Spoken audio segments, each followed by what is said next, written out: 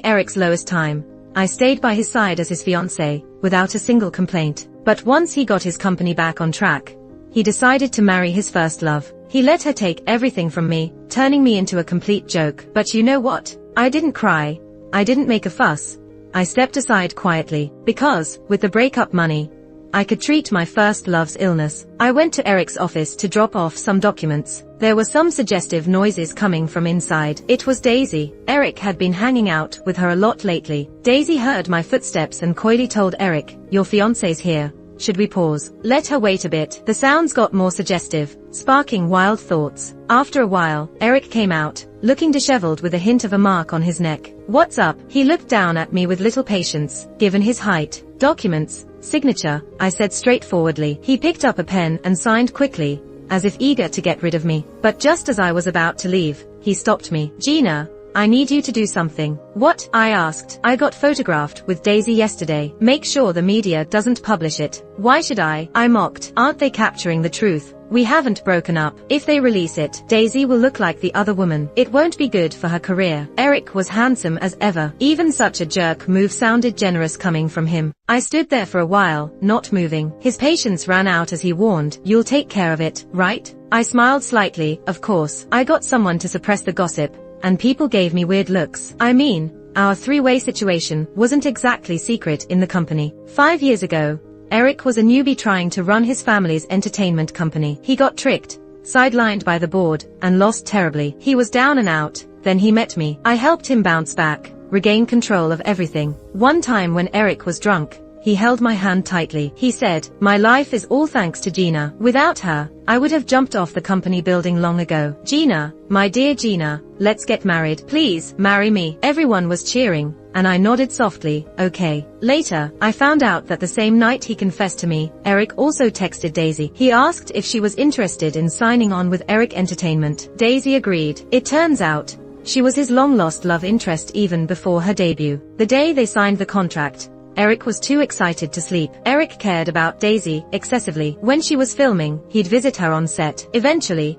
rumors about them started spreading in the crew. So Eric brought me along. He said, "You should clarify things for Daisy's reputation." "How should I clarify?" I asked. "Just say we were all together last night," he replied. "But I wasn't with them last night." Eric didn't even look at me. His attention was entirely on his phone. He was browsing Daisy's new photos, saving each one. There was a water scene that day. The weather was cold, and the water was freezing. Daisy refused to get in. She whined to Eric, "I'll catch a cold. Do you really want me to get sick?" Of course, Eric couldn't bear it. He ordered the director to find a stand-in. But the stand-in was off that day. Desperate, Daisy pointed at me. "Gina, you're about the same height and build. Only your back will show. It won't be noticeable." Eric hesitated initially, but he realized no one resembled Daisy more than I did. Before he could finish, I interrupted. "Eric, I told you this morning, I'm on my period." He was taken aback. Daisy scolded me. "So what? Women overseas drink cold water during their period. No big deal." "Gina, you work for the company. Stop being so dramatic." She spoke as if she was already the boss's wife. I looked at Eric calmly. He knew I couldn't handle cold during my period,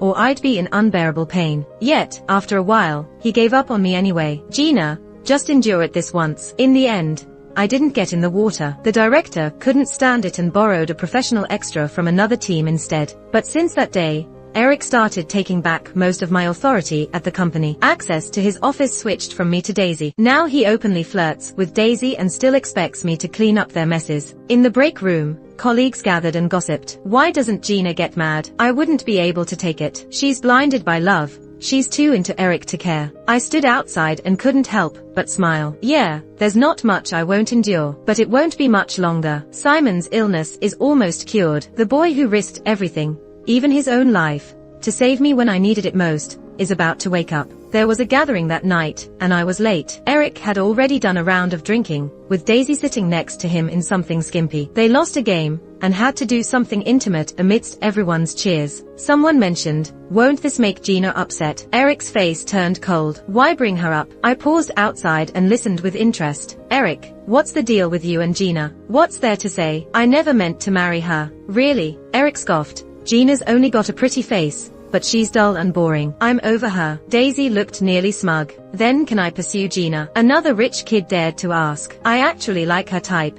Eric was taken aback. but soon looked angrily ready to explode. "If you lay a finger on Gina, I'll make sure you never get home again." The guy chuckled awkwardly. "Didn't you say you're over her? But you haven't broken up yet.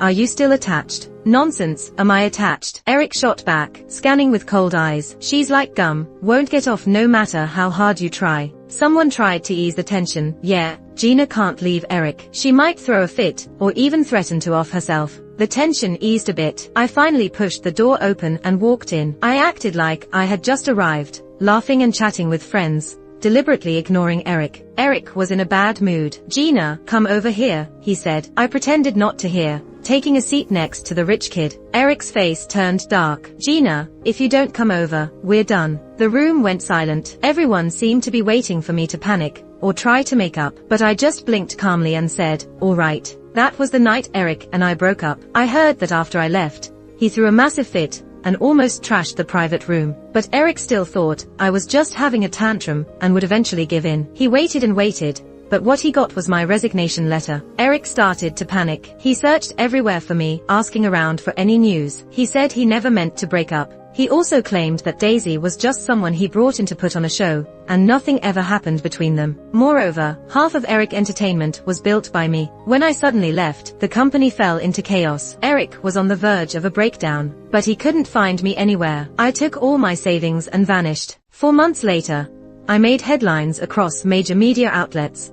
Simon woke up from his illness, and Gina cried tears of joy. In the photo, I looked at Simon with tears in my eyes, full of happiness. The picture was shared and talked about like crazy. A few years ago, Simon was the hottest star in the entertainment world, but he was severely injured while saving someone and fell into a coma, forcing him to retire. Eric finally found out that Simon and I had been childhood friends. Simon had saved me back then. Lastly, and most importantly, I never loved Eric. All these years, I put up with him and went along with him just for my first love's medical bills. Rumor has it, the day Eric saw the news, he went completely nuts. The history between Simon and me is simple yet not simple. We met at an orphanage and grew up together. When I was 7, a wealthy couple adopted me. They weren't very kind, but at least they had money, so I never worried about food or clothing. Simon wasn't so lucky. He had delicate features, even as a kid, attracting attention, earning him the nickname Pretty Boy, which he hated. Whenever other kids called him that, he'd rush to fight them. Parents shook their heads,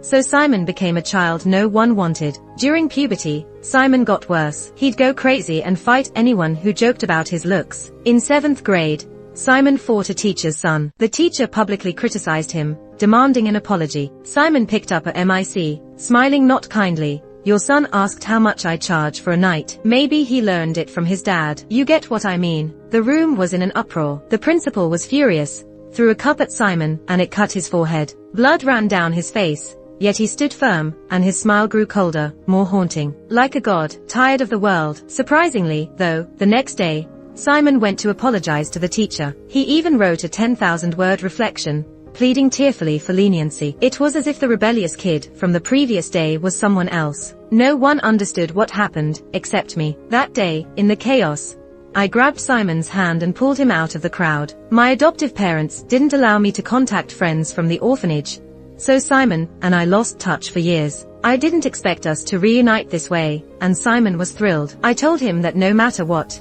he must not drop out of school. Studying is our only weapon right now. Only with it can we regain our lost dignity. Simon listened to me. From then on, he acted like a different person. He sought pleas to keep his student status. Then he stopped fighting, studied hard, and outperformed everyone academically. In school, we pretended not to know each other. Even if we passed by, it was just in passing. But no one knew that after every late-night study session, Simon quietly followed me home. Once he saw me into my house, he would stand silently below my bedroom window, smoking, keeping watch until I fell asleep. The orphanage was poor, and Simon was often hungry. I would share half of my pocket money with him, so he wouldn't go hungry. During that damp, stifling youth, that's how we spent our time together. After the high school entrance exam, that teacher got arrested. The charge was child molestation. When he was arrested, I stood in the crowd, smiling at him, because I was the victim, and I'd led him into a trap. You can't blame me. I just wanted to speak with the principal about my future, and happened to be wearing a short skirt. The police? What's wrong with a minor girl trying to have police protection in advance? If the teacher were a good person, no matter how much effort I put in, I wouldn't have trapped him. The scandal blew up. While testifying, my eyes were full of tears, pitying. Everyone sympathized with me. And why not? I was the top student, always well behaved. The man couldn't take the pressure and jumped off a building, but he survived, permanently disabled. His son's bullying incidents at school got exposed, and no high school would accept him. This was my first scheme, at 15, and I won big. The only downside was some people criticized me. They said I was dirty, promiscuous at a young age. My adoptive parents were disappointed too, but I didn't care at all. Probably since then, I realized I was different from other girls. Stuff like chastity, reputation, all baloney. The win was all that mattered to me. Winning excited me, made me shiver. To win, I could go to any lengths. Later on, I got into a top university. Simon pursued a career based on his godlike looks. He rose to stardom quickly. No one knew the gentlemanly persona he showed on screen was my creation. His agency had no idea I existed. We were the perfect alliance. Until 5 years ago, my adoptive parents went bankrupt from failed investments. They sold me to a wealthy businessman to clear their debts. That's when I realized they raised me all those years, not out of affection, but to make sure I was attractive, smart, and poised.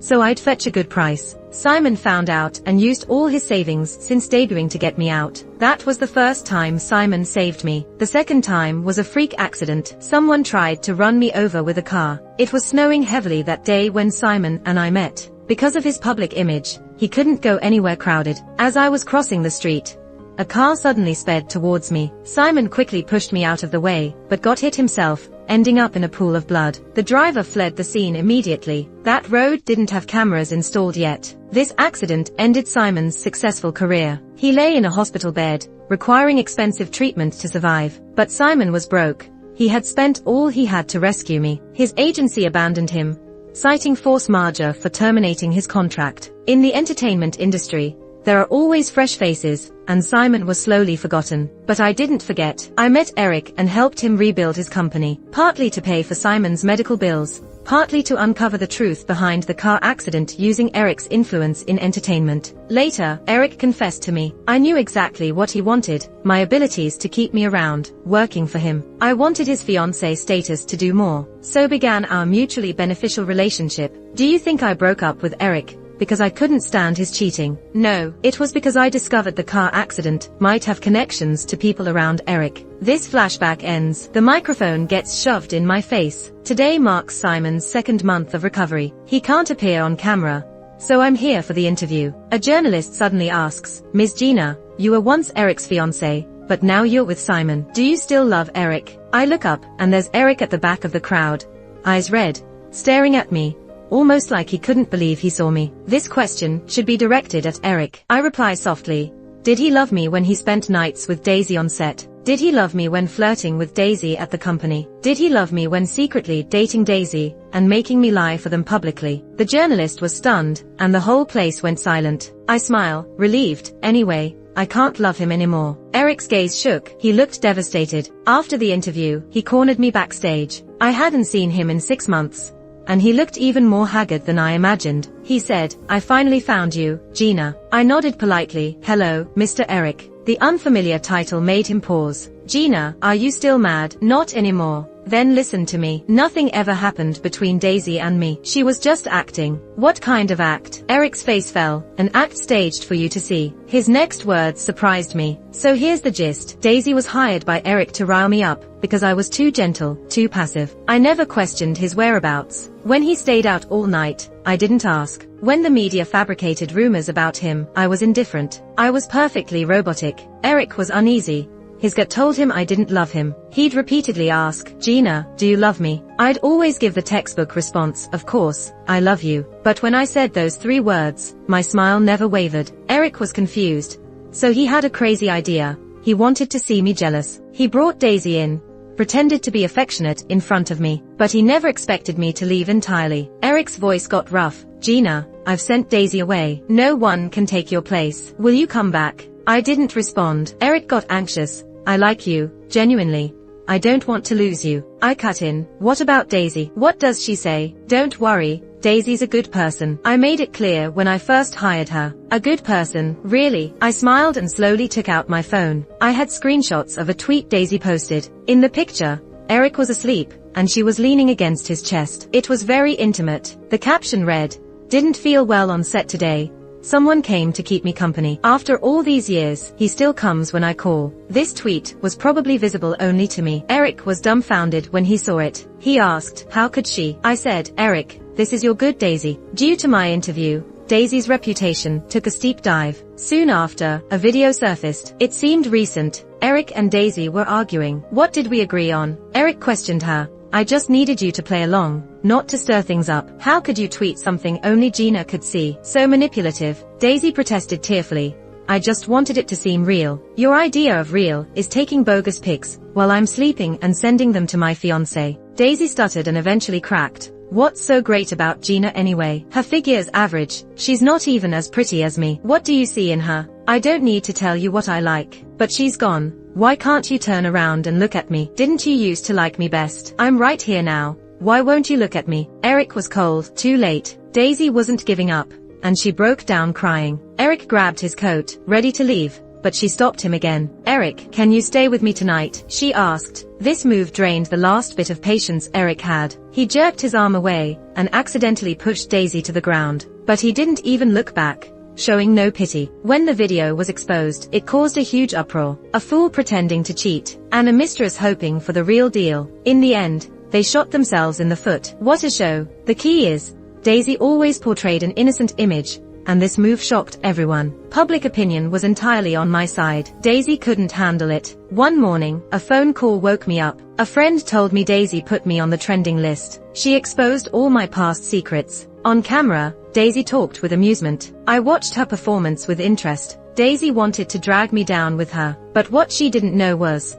her good days were numbered. I suddenly remembered the day Daisy signed with her company. That was when I first met her. She looked at me like we already knew each other. Didn't expect to see you here. Her words were odd. I thought for a long time, and couldn't remember meeting her before. But recently, I've got leads. Let her enjoy it a bit more, because once I have the evidence, she's going down. While lost in thought, a friend texted me, "Isn't today Simon's first show since his comeback?" I replied, "Yeah, why?" The guest is Daisy. Not long ago, Simon announced his return to the entertainment world. He doesn't have a manager now, so I'm handling all his bookings. When we booked this show, the team didn't mention Daisy would be a guest. How convenient. I rushed to the recording studio, worried Simon might get bullied. But I was wrong. Daisy was stunned when she saw him, forgetting the cameras. The other guests were the same. Simon had been ill for years, but fortunately, he's naturally gorgeous. Even now, his looks outshine the whole industry. His illness only added a certain broken charm. When he's not smiling, he looks like a deity, but one smile and he's like a captivating ghost. The camera crew couldn't get enough of him. During a break, Daisy talked to him. Simon looked down at her, smiling indifferently. Daisy blushed, but she didn't notice the coldness in Simon's eyes. After filming ended, I went backstage to meet Simon. Caught Daisy there. "I've heard so much about your beauty, and now I see it's true," Daisy said. "Thank you. Do you know Gina well? What do you want to say?" Simon blinked, as if bewitched. Daisy gathered her courage. "Have you seen the news? Gina's passed. It's dirty. No offense, just don't want you to be tricked." "You're talking about Gina being a kept woman?" Daisy nodded. "Yes, I saw it. I didn't want to say it, but I fear smart men like you and Eric will be deceived." "That's kind of you." Simon smiled politely. He lifted his hand, his finger grazing Daisy's chin. Daisy shivered shyly. "It's crowded here. Let's go out first." She looked hopeful, but in the next second, Simon grabbed her throat, squeezing hard. "First, I'm aware of Gina's past. I was a part of it. Second, I'm the one who saved Gina. Third, if you do this again, I'll break your neck." Daisy struggled painfully, her face turning red. Simon let her go only after he had enough. She coughed, looking at Simon with terror instead of infatuation. "You're thinking of telling the media, right?" Simon's tone was too gentle, like he was just asking her about dinner choices. "Go ahead, say whatever. But know this, someone who's been to hell fears nothing." Daisy was horrified. Then Simon saw me. He smiled, looking beautiful. "Gina, let's go." I held out my hand to him. "Wait." Simon pulled out a wipe, cleaning his hands thoroughly. "Touched something dirty earlier." I chuckled. Behind us, Daisy glared at me with resentment. But her nightmare wasn't over. When Simon and I walked out, we ran into a group of Eric Entertainment executives. They stormed towards Daisy, pulling out a stack of papers. "Daisy, we're terminating your contract." I figured Eric checked my past after seeing the leak, and he found out things weren't great for me. My foster parents loved to punish me. Didn't score well, beats, acne on face, beats. When they went bankrupt, I was sold off. Safe to say, for over 10 years, I was never considered family. Eric should have learned that Simon spent everything, even Neil, to get me out. Simon never looked down on me. That's something Eric can never match. He wants to make it up by shutting down the leakers directly. The contract termination made waves, trending for days. But soon, Daisy found a new backer, still acting high and mighty, seemingly unaffected. Then, I saw a photo. Daisy getting cozy in a car with her new guy. The car caught my eye. Celebs usually use SUVs, but this was her personal ride. No, the second time. First was years ago when it tried to hit me. That snowy, blurry day of the accident. I only remembered the car model. Over the years, I quietly investigated through the company. Finally, many clues pointed to Daisy. She was the most likely driver, but the evidence was lacking, especially the motivation. Why would she want to harm me when I don't even know her? When Eric first said he wanted to sign with her, I wasn't upset. I actually thought it was an opportunity. Daisy came to the company and wanted to treat the XX to dinner. That night, I pretended to be drunk. Daisy had her assistant take me home. I took a risky move and got in their car. I had a knife in my bag for protection, and a mini camera on me just in case something went down. But surprisingly, the assistant just asked me a few questions. Where did I spend Christmas 5 years ago? Where was I on the night with the biggest snowfall? Did anything unusual happen? In my drunken state, I was like, how would I remember? With all the work, I can barely recall what I ate the day before. Really can't remember. The assistant's eyes flickered. I shook my head.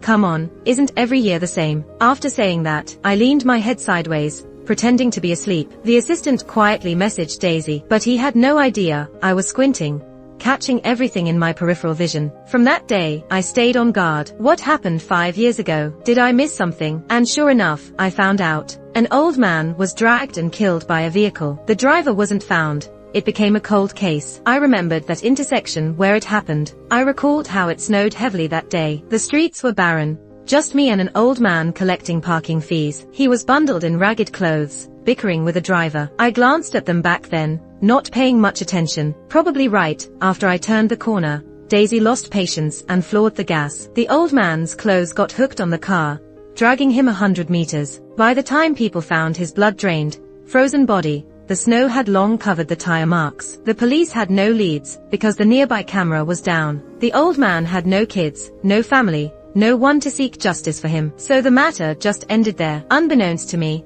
I was the only witness. Daisy, fearing for her future, wanted to silence me, but she didn't know. I had my back turned and earphones in my ears. I didn't witness her crime. 2 weeks later, another snowy day, she tried the same trick, but her plan was foiled by Simon rushing out. The failure made her hesitate. Plus, since I hadn't gone to the police, she suspected I didn't see the scene. Daisy thought she escaped, but she'd never expect karma's real, and justice will eventually come. The day after Daisy happily announced her new endorsement, I handed all the evidence to the police. It went viral. Once the police got involved, it became straightforward. To prevent Daisy from escaping through connections, I posted all the evidence online while contacting them. Countless eyes were watching. Nobody dared help her now. After a thorough investigation, the police announced both the old man's death and Simon's near miss were Daisy's doing. The first was an accidental killing. The second was premeditated. Daisy was arrested. She confessed to everything. Turns out, after the first incident, Daisy searched high and low for me. She stalked me for ages, learning my routine. I walked through a lane with no cameras every day. She chose that spot to act, but she never expected I wasn't alone. Simon, wearing a mask and hat, would always watch me from a distance, silently. The famous actress turned murderer was a scandal no one could resist. Daisy cried crocodile tears, claiming she was naive and didn't know the old man was caught on her car, insisting it was unintentional. This only fueled more backlash. Online, people called her unrepentant, accusing her of lying even now. In the years Simon was laid to rest, so was that lonely old man. She could never repay either. After Daisy's imprisonment, my life resumed peace. Simon's popularity surged faster than before the incident. We started a personal studio, and quickly established a foothold in the industry. Eric came looking for me again. His company lost its star, Almost a year's investments down the drain. Eric was struggling. The once high-status guy now fell from grace. When he came to find me, it just happened to be raining. Gazing at the rain, Eric looked back, eyes filled with loneliness. If we hadn't broken up, we'd be planning our wedding now. Yeah, Eric had wanted the wedding by summer. Sadly, we never got there. You'll find someone better. I wish you well, I replied politely. That's what I thought too, but he laughed bitterly. But a year after our breakup, I'm still stuck. I've been losing sleep. Every time I close my eyes, there's just you. The doctor gave me meds, didn't help. Gina, did you know, I can only fall asleep to the sound of your old meeting recordings. I nodded, offering the most reasonable advice.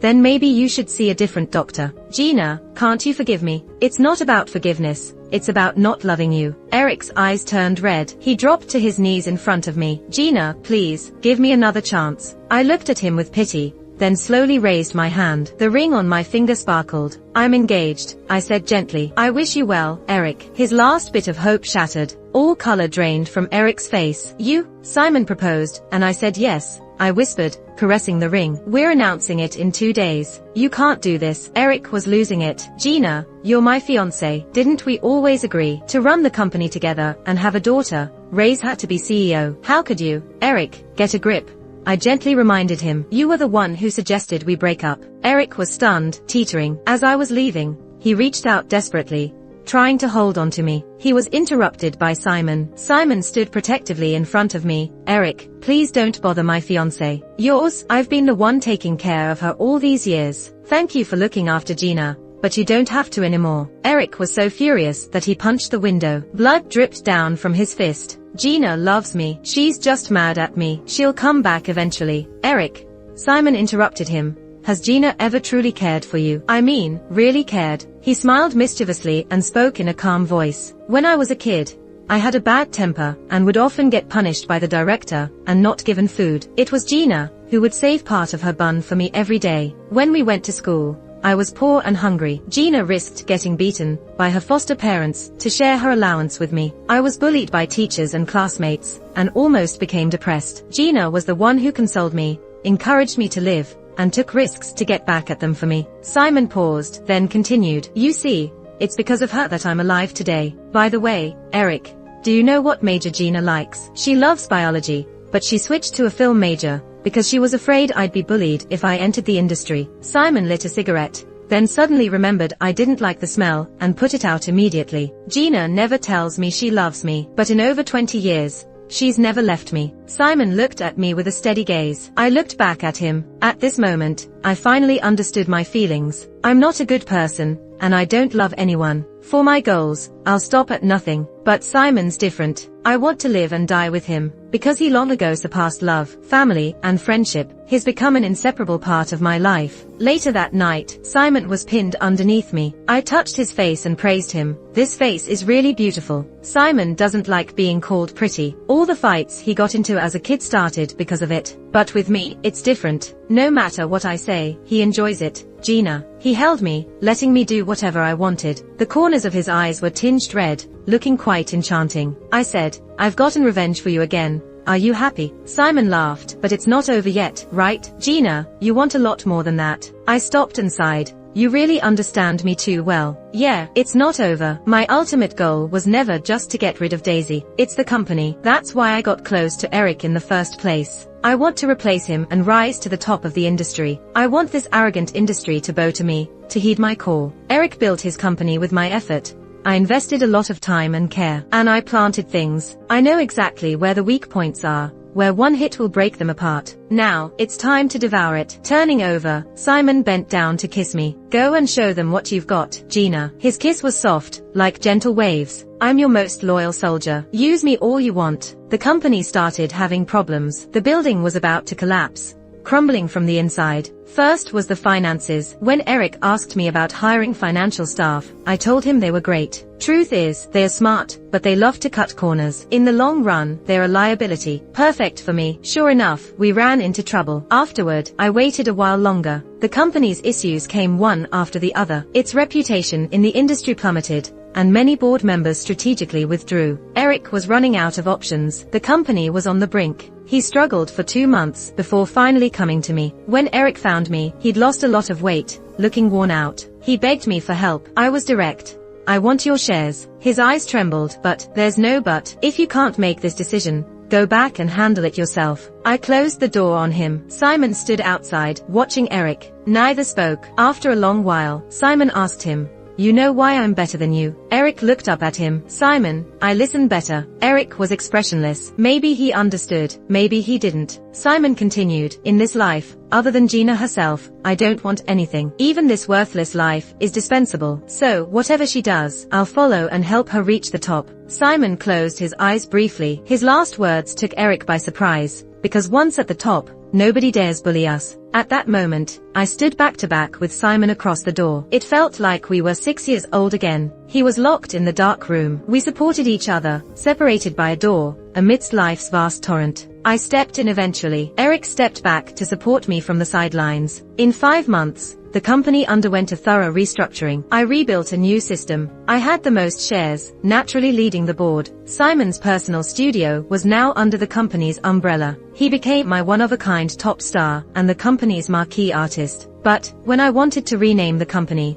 some executives resisted. A female executive, very loyal to Eric's family, didn't accept me as chairwoman. She said I climbed up by selling my looks. I wasn't upset at all. The workplace often treats women unfairly. Talented women like her deserve my respect. I called her into my office and explained the company's structure and plans. The more she listened, the quieter she became. "Did you do all this? What do you think? You studied film. How can you manage a company?" I learned from my foster parents as a kid, and after being sold abroad, I learned from some big shots. Oh, by the way, the company's overseas business benefited from those experiences. You were treated like a caged bird and still learned things. I shrugged. That's probably why I'm standing here today. Looks matter, sure, but against real strength, beauty is nothing. Love and looks might let you down. Skills won't. I've never wanted to be a boss's wife in my life. I smiled, pointing upward. I only want to be the boss. The female executive was silent for a long time, finally asking me one question.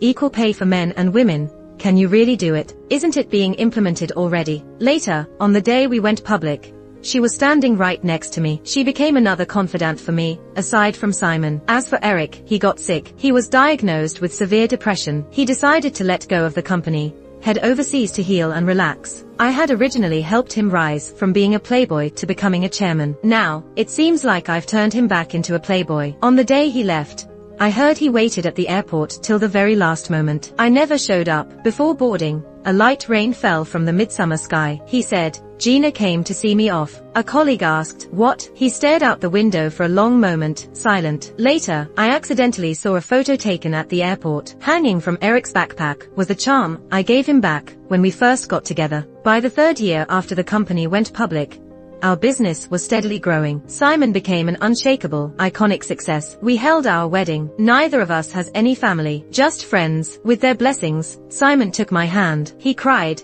"Gina, do I have a family now?" I said, "I've always been your family." I hugged him, leaned into his ear, and whispered, "Simon, I love you." We both understood the weight of those 3 words. I've told people I love you countless times before, with a straight face, casually. But never has it felt like it does today. It's heavy, stretching across a lifetime, woven into my bones. After a journey full of changes, I finally spoke up. In the past, nothing could separate us. From now on, it'll stay the same.